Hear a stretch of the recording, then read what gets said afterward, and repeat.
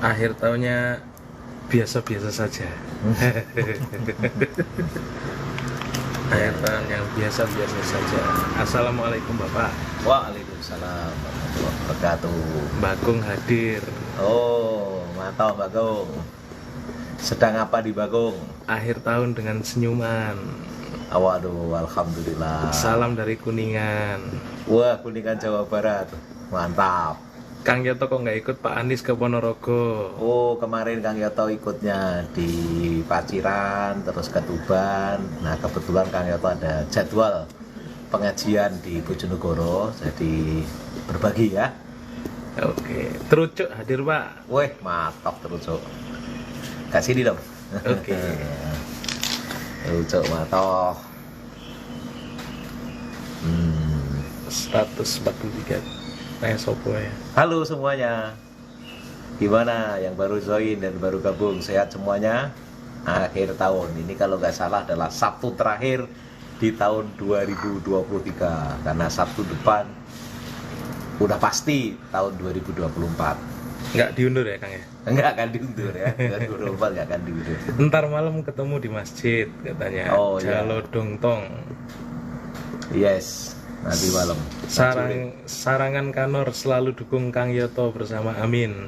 Mato, makasih ya. Orang jangan takut berjuang, dan kalian semua adalah pahlawan-pahlawan. Dalam demokrasi semua pemilik suara adalah pahlawan dan menentukan bagi masa depan bangsa dan negara ini. Makasih. Varia Afni dulu pernah ke rumah saya Pak. Oh, di mana itu? Ayahe Sakila, aku lo ije apal lagu-lagu ini sampean biyen Kang. Lagu yang mana itu? Alun-alun Bojonegoro ning ngarepe pendopo pisanan ketemu sliramu njur keseng sematiku. Karena Kang Yoto baru bikin lagu juga tuh, Cinta Deso. Okay. Kang Yoto rumahnya di Mburno kosong ya? Loh, Kang Yoto gak punya rumah di Mburno. Kang Yoto rumahnya, mboknya Kang Yoto tuh di Bakung Kanor. Kang, ini ada yang tanya nih, masih ada agenda Amin kampanye di Jawa Timur lagi nggak Kang? Akan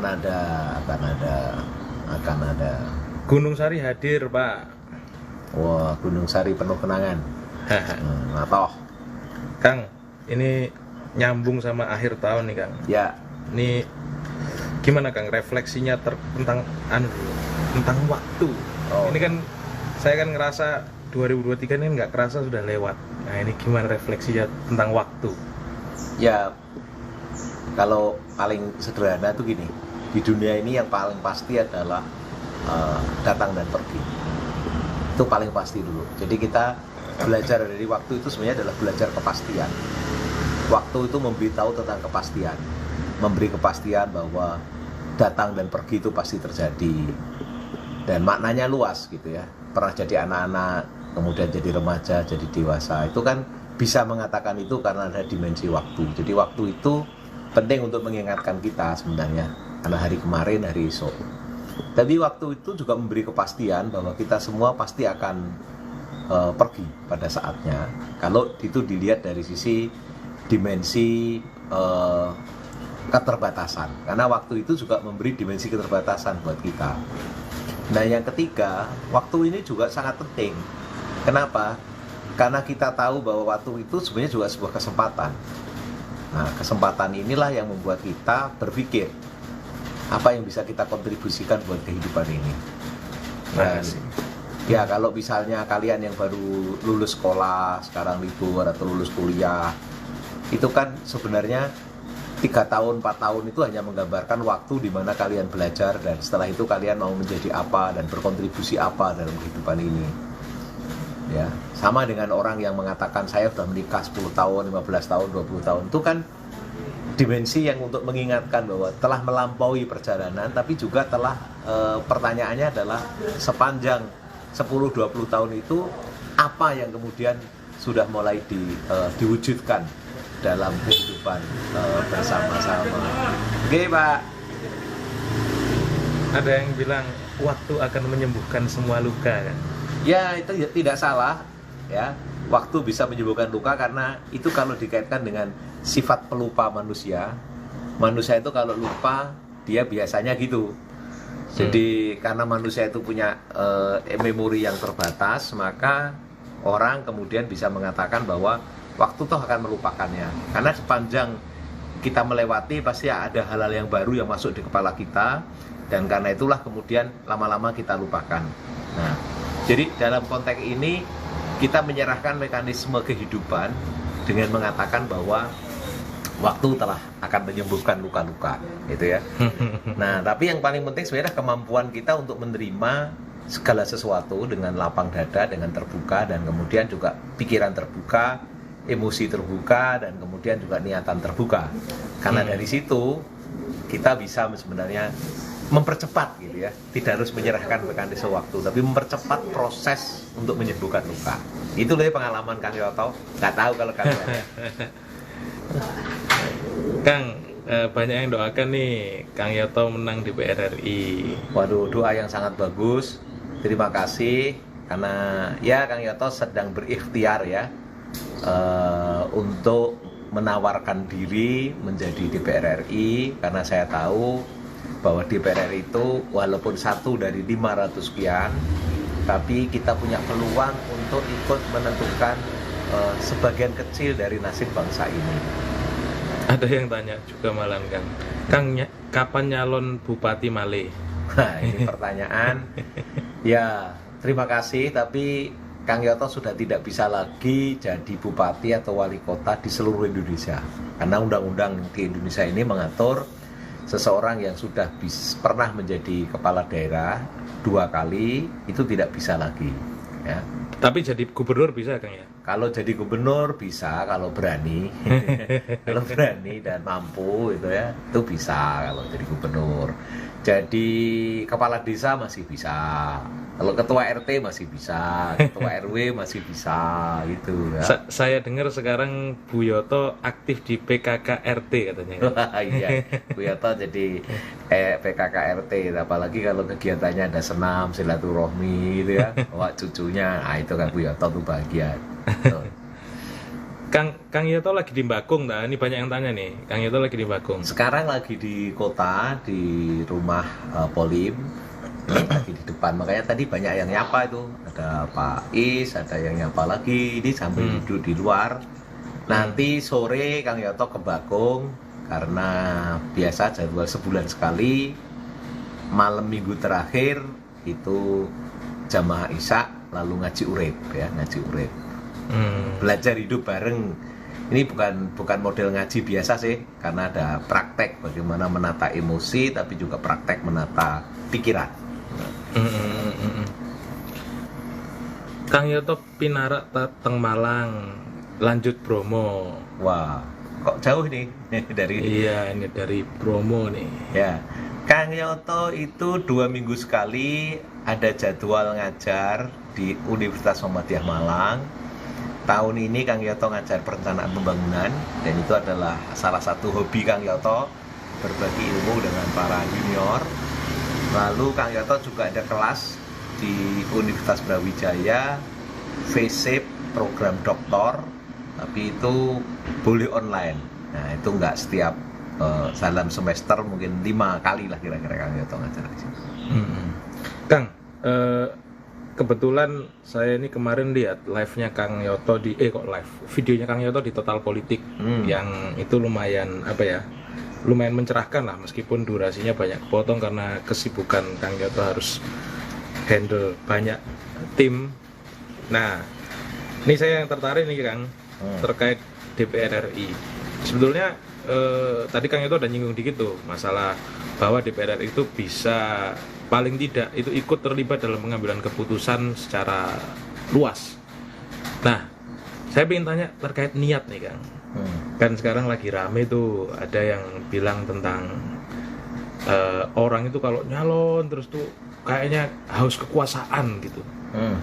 Nah, Kalau dari Kang Yoto sendiri, kenapa sih Kang Yoto kok nyalon DPR RI? Padahal kan Kang Yoto sekarang dari sisi karir, meskipun sudah tidak punya jabatan publik, tapi dari sisi penghasilan kayaknya sudah cukup lah buat hidup. Kenapa kok kalau itu harus nyalon DPR RI? Ya, mungkin ini masih ada pertanyaan yang awal tadi ya, dikaitkan dengan dimensi waktu ya. Pertama, umur Kang Yoto ini sekarang 58, dan kalau Kang Yoto dikasih umur 60 berarti tinggal 2 tahun lagi. Kalau 65 tinggal 7 tahun lagi, maka 5 tahun, 6 tahun, 7 tahun, dan mungkin juga 10 tahun ke depan. Itu apa yang mau kita perbuat dalam hidup ini. Karena kan kita tahu bahwa di akhir hayat nanti kita akan ditanya bagaimana apa ya yang kita lakukan sepanjang kita dapat kesempatan untuk hidup. Nah, Kang Yoto ini bersyukur sekali sebagai anaknya orang miskin, bapaknya tukang kayu, mboknya buta huruf. Kang Yoto tuh punya kesempatan kuliah, bergaul dengan berbagai tokoh, ya. Lalu Kang Yoto punya kesempatan belajar manajemen, kemudian belajar tentang kebijakan publik. Disitulah Kang Yoto kemudian sempat jadi DPR, jadi bupati, dan ada satu lagi bahwa relasi Kang Yoto dengan masyarakat dan warga Bojonegoro Tuban itu kan juga membuahkan kepercayaan ya.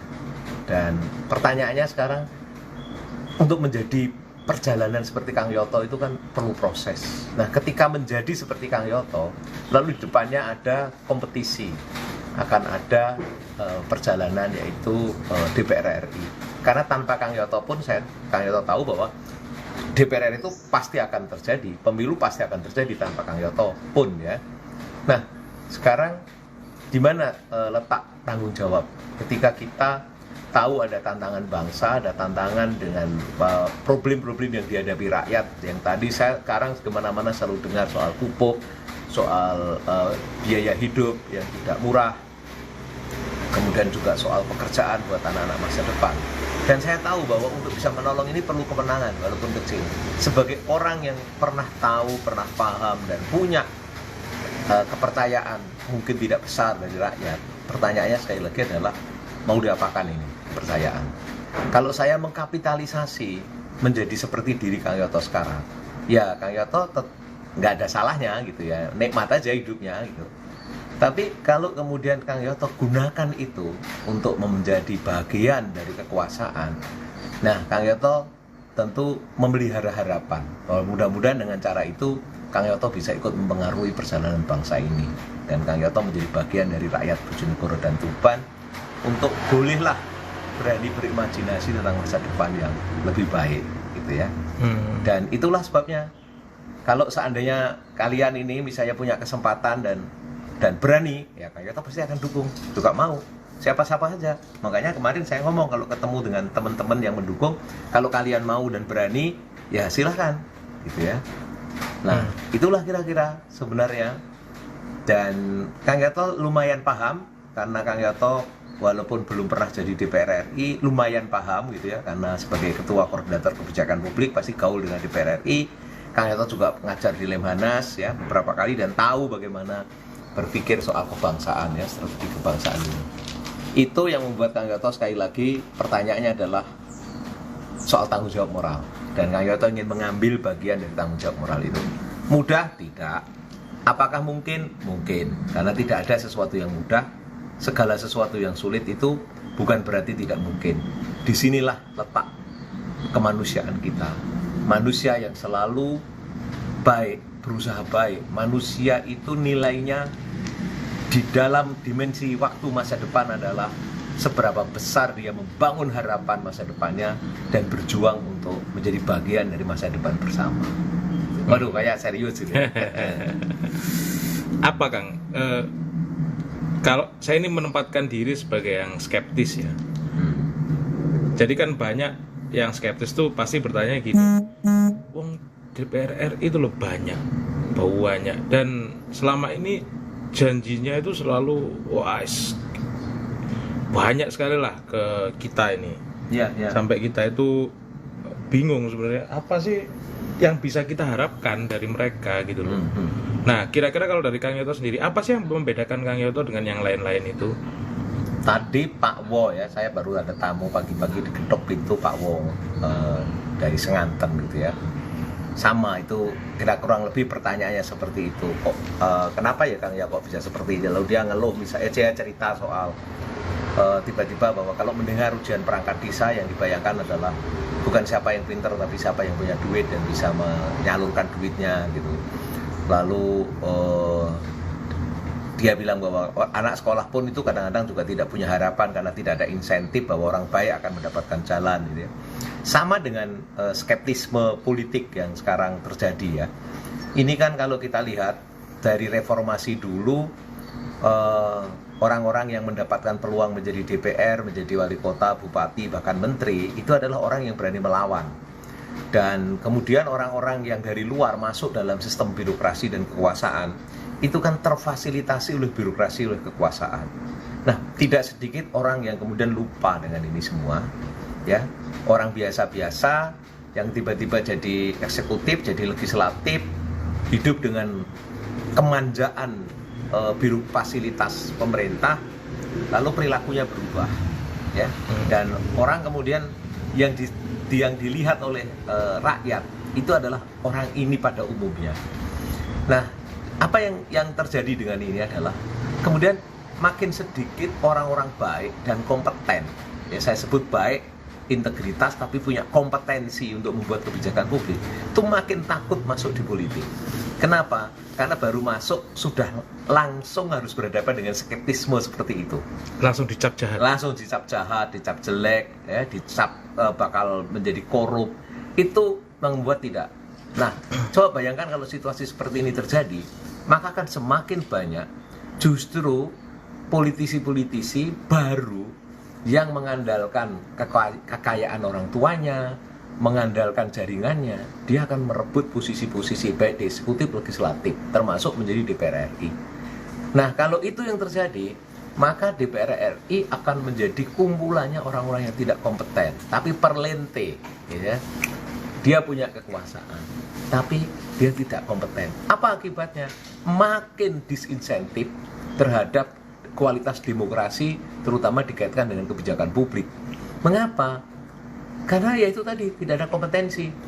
Orang itu ya, kalau sudah jadi penguasa, semua orang anggap dia ya, kan semua ya dan tidaknya.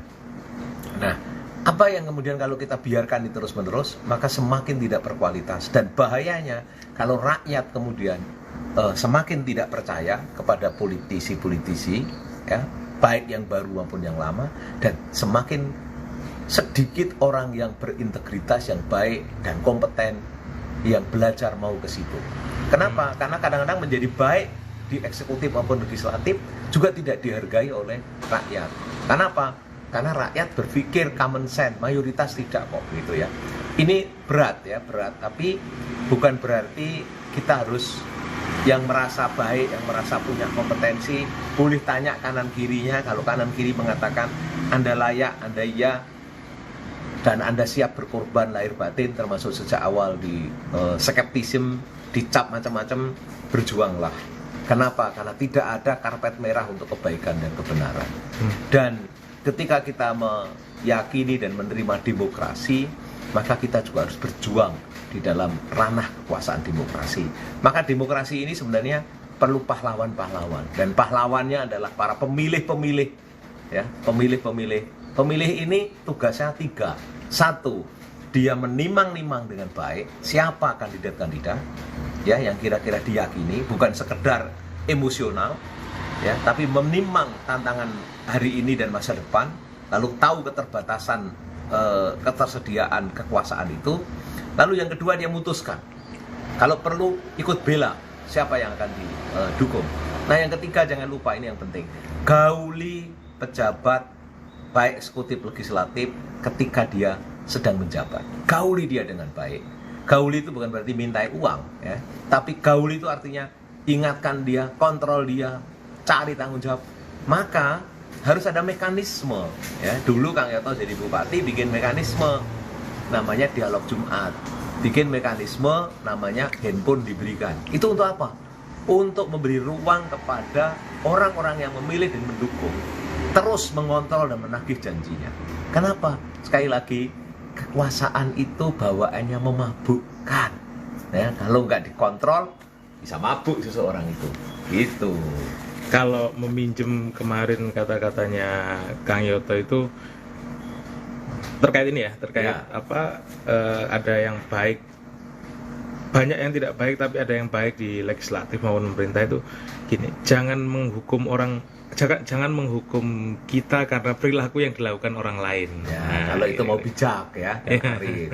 Tapi kalau jadi politis harus rela dihukum-hukum begitu. Harus rela dihukum gitu ya Kang ya. Ini Kang, ini dari tadi kita Kayak kok suwi lagi. sepirang menit ya lumayan lah. Satu pertanyaan terakhir Kang. Ya, Ini yang agak ringan dikit lah Kang. Ya, Dari tadi kita ini serius banget ini. Iya. Akhir tahun refleksinya berat sekali. Ini refleksi waktu dan politik dan kekuasaan kebijakan publik ini. siap. Kita ini aja dulu deh. Terkait teman-teman yang baru lulus kuliah nih. Ya. Yang enteng aja nih. Terakhir buat pesan buat teman-teman yang baru lulus kuliah. Ini kan Kang Yoto juga anaknya sudah dewasa. Apa nasihat Kang Yoto buat teman-teman yang baru lulus kuliah? Dulu Kang Yoto selalu mengingatkan ya, ketika kita mau sekolah, pertanyaannya sebenarnya bukan Anda mau jadi apa, tapi Anda mau hidup di mana dan dengan cara apa. Nah, sekarang teman-teman, kuliah itu kan rangkaian mencari masalah dan latihan bagaimana menyelesaikan masalah. Nah, setelah saya kuliah begini, tip pertama, jangan berhenti berpikir, melihat kehidupan yang nyata. Sekarang saatnya lihat kehidupan nyata, intiplah, pahamilah apa tantangan dan kesulitannya, apa masalah yang dihadapi orang banyak, dan pikirkan yang kedua, apa yang kalian bisa kontribusikan dengan keahlian, keterampilan berpikir, keterampilan, skill, komunikasi atau skill-skill lain yang kalian dapatkan dari kuliah. Lalu yang ketiga, gaulah dengan mereka yang telah bekerja dalam pengertian luas, ya, apapun. Dan yang keempat, lakukanlah sesuatu yang bisa kamu lakukan. Jangan biarkan dalam imajinasimu. Lakukan. Dan terima suka dukanya, gagalnya, atau keberhasilannya. Yang terakhir, berjanjilah kepada dirimu tidak akan menyerah dengan seluruh kesulitan. Karena Anda akan menghadapi the real race on life. Ya, pergumulan hidup yang sangat nyata. Kayaknya gitulah. Oke Kang. Mato ya. Thank you. Makasih banyak Kang Yoto. Bye-bye semuanya. Assalamualaikum. Moga-moga bisa sering-sering live gini ya. Oke. Oke, makasih semuanya.